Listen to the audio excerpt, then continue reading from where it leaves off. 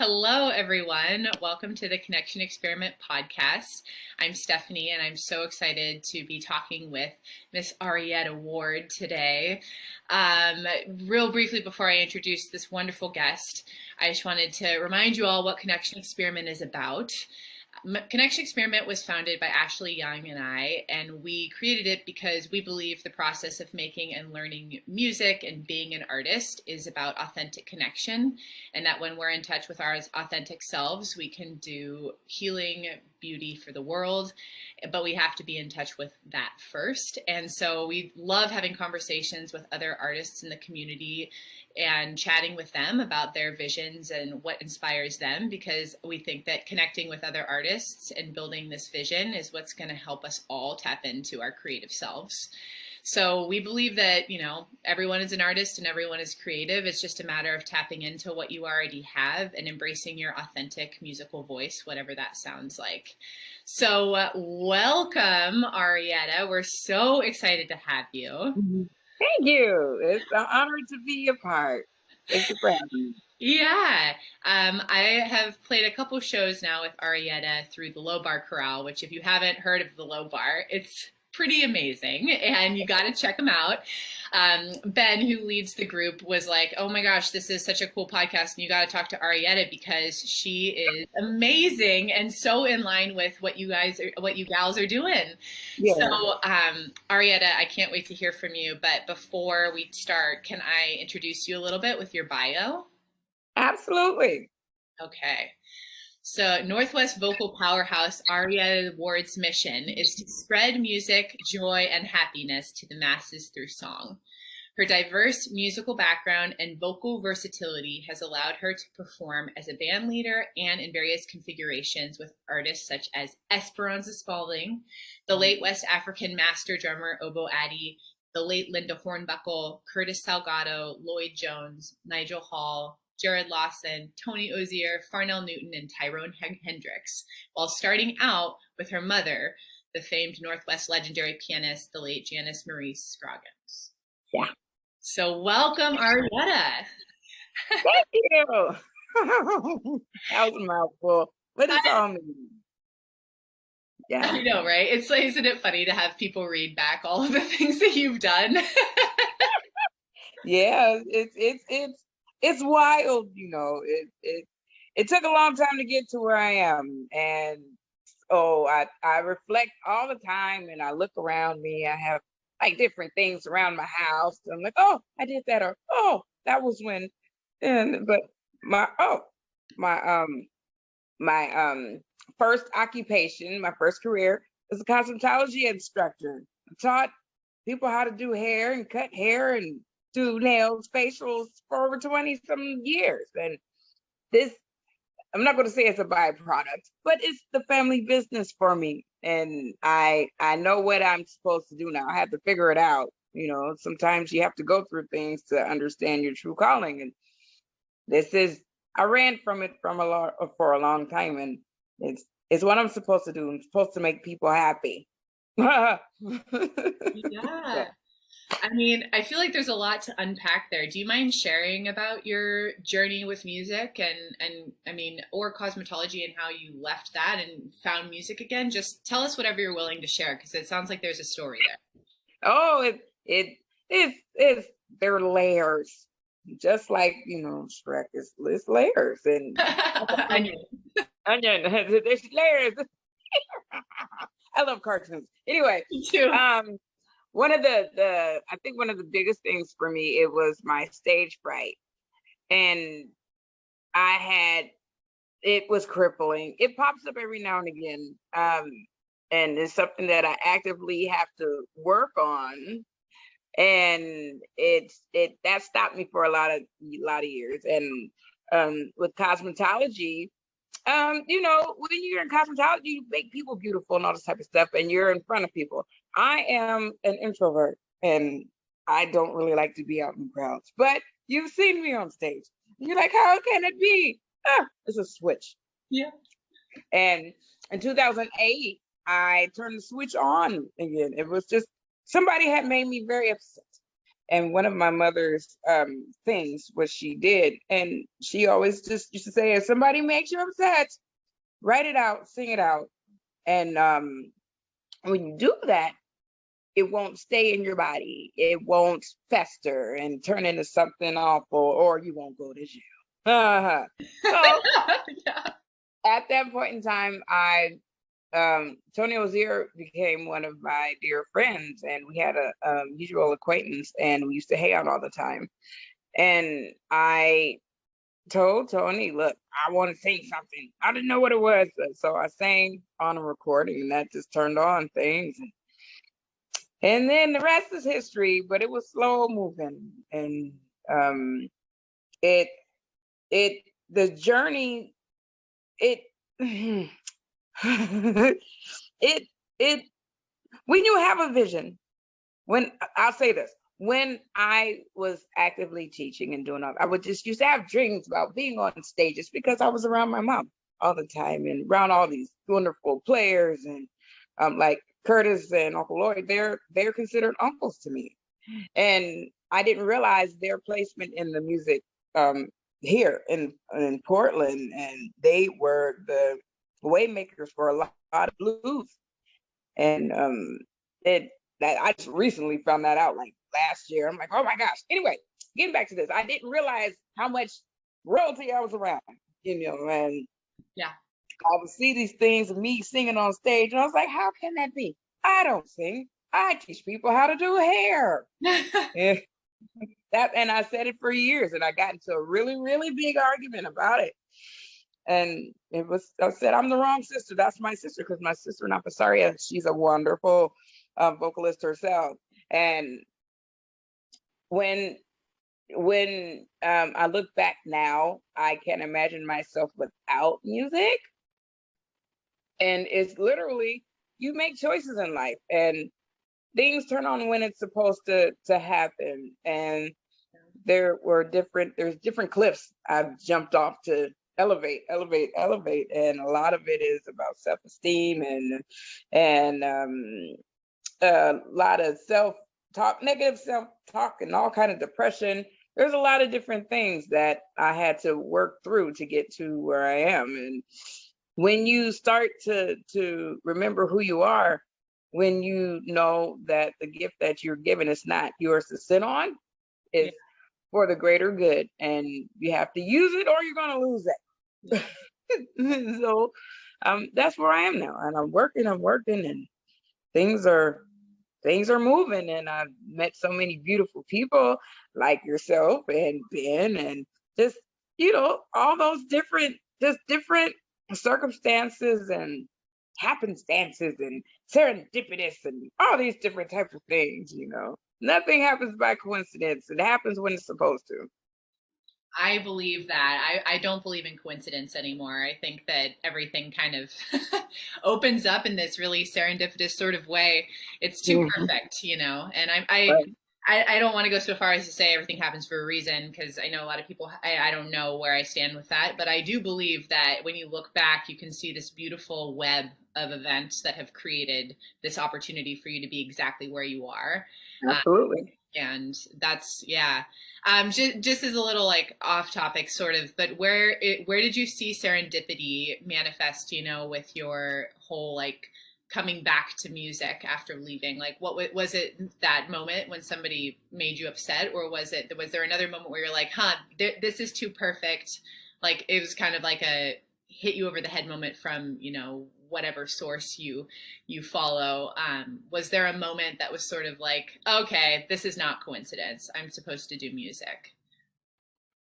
A lot of them have been a lot of one was when I did the Beloved Festival. I was asked to bring a gospel ensemble out to the Beloved Festival. That's in Tidewater, Oregon. And that was in 2017. And that whole thing it was crazy how we got there. I was singing with the Interfaith Portland Interfaith Gospel Choir, and that was or is led by LaRonda Steele. And if you're not familiar with it, it's a intergenerational, interfaith. It's like it's everything, everybody under the sun come together to celebrate Black American music, gospel, and it's all inclusive, and it doesn't matter who or if you believe, you honor the music, and that's where it is, because music is universal, period. Anyway, we were singing up at the grotto, and I sang the song, and the monitors weren't working. And it was, and I was like, oh, well, fine. So I just moved the mic out of the way and just sang. And it was during the holiday time, and somebody that was there contacted me to put something together for this festival. And I was like, okay, well, that's fine. It should be fine. Well, I want it in a traditional way. I want such, and I was like, well, we're going to do it how I'm going to do it. Anyway, brought it up. And when I came over the ridge, it was about 10 of us that went, and I had LaRonda and her daughter. I had my sister that was pregnant with my niece and my aunt and all these things. So different generations, all women. And we sang, and it wasn't until I saw the stage that I realized that I had seen it before. And it was the weirdest thing. And it's not weird, it's one of those come around moments, right? Yeah. It was early, a few years ago. It was before my mom passed. And I had a dream that it was after I started singing again. We were all singing, aunts and the kids and everybody. We were singing together on a wonderful stage, and it was big and everything. So everybody was there, including my mom. And this happened in 2017. My mom passed in 2014. And so when I came over, I saw the stage, and it was purple and gold. And purple and gold were my mom's favorite colors. Oh. So I was like, oh, well, she is here. She's surrounding us so we can do our job. Yeah. So those type of things, things happen all the time. I see different things or different instances that I have glimpses, or, it's when you get a special kind of thank you, for, saying a certain song, or a song is on your heart to sing, and you sing, like, I've never sang that song, or I don't know who it's for, but somebody comes up to you and specifically says something about those words, So sometimes I'm going to say a lot of the time, for me, it's vesselship. I don't know where things come, it's just, you just share messages that are brought to you, and you lift people up, and it's what you're supposed to do. And so, yeah, I have a lot of those moments. I look in the mirror, I see pictures with me in front of a mirror, not a mirror, a mic, and I'm like, that's me singing. I said I would never do it. 10 years, I would say 15 years ago now, you couldn't tell me I would be making a living off of music. I didn't think I was strong enough. So Wow. Arietta, that's an amazing story.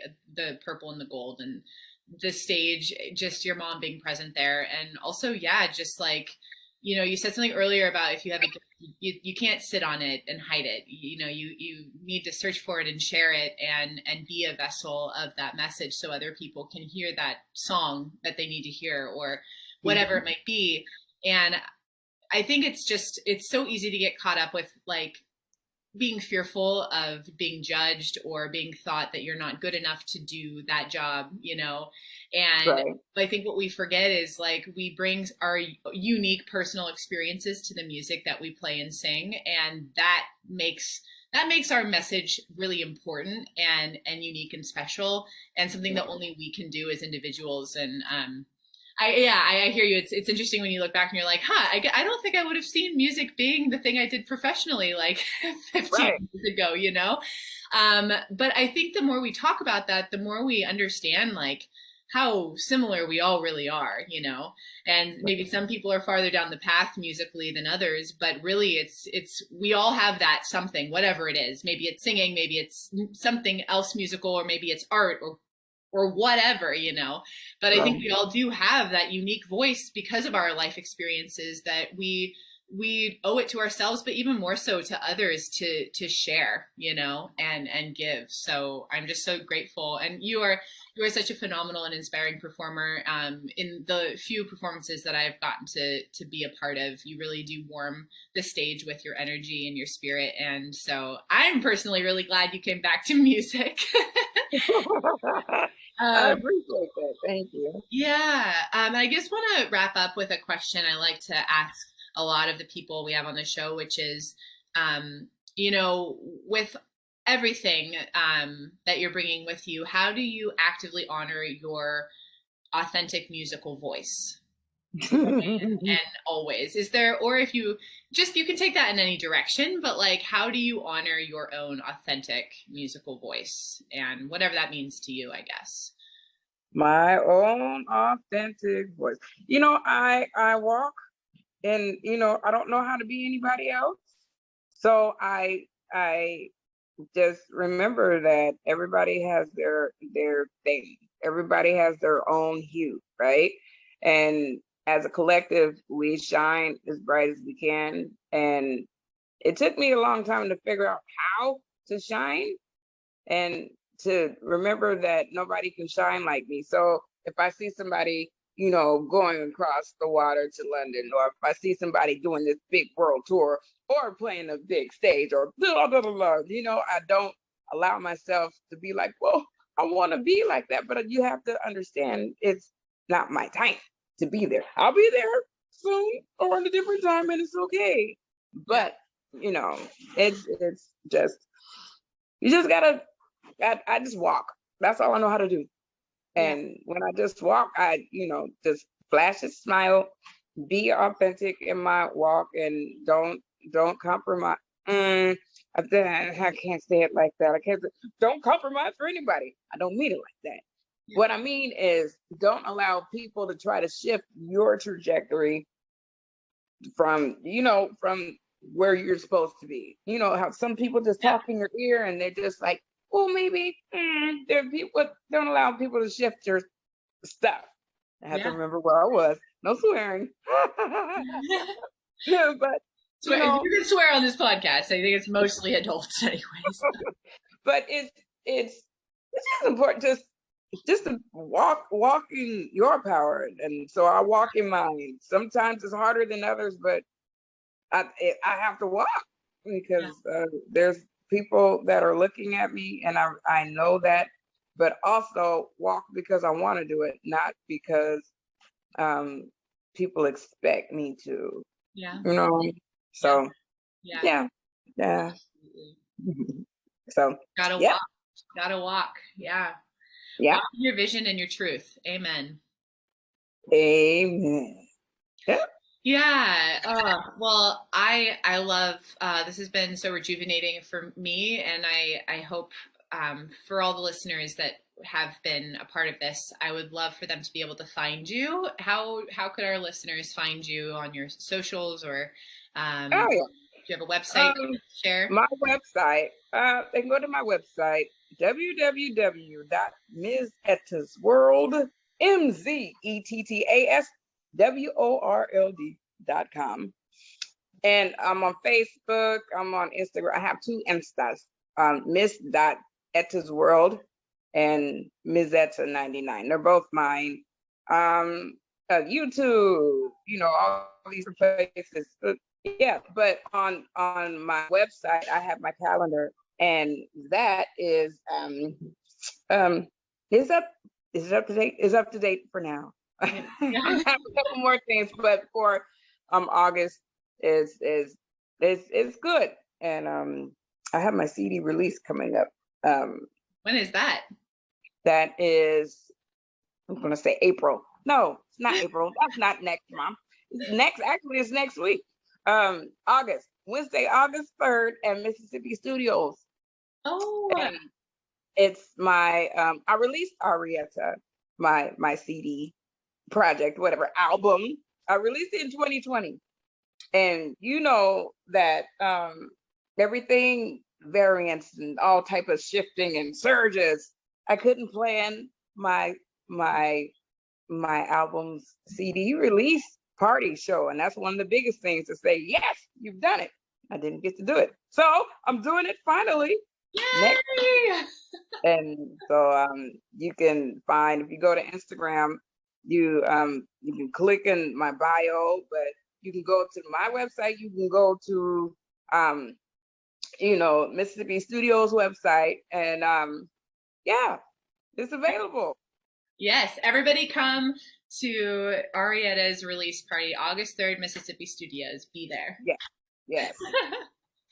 Yeah, I hope that they'll. I will definitely mark that in my calendar. Hey, awesome. Yeah, I can't wait to hear your stuff. Well, thank you again for taking the time out of your day to spend a little time talking about why we do what we do, and I hope that the listeners feel inspired to dig inside and maybe see what they have to offer the world in their own authentic, unique way, whatever that is, because we all have something, and it's not going to look like everybody else. Yeah, everybody has their thing. It's important. It's important. We have to that's what we need to do. Everybody has to be themselves. Worry about everybody else. Exactly.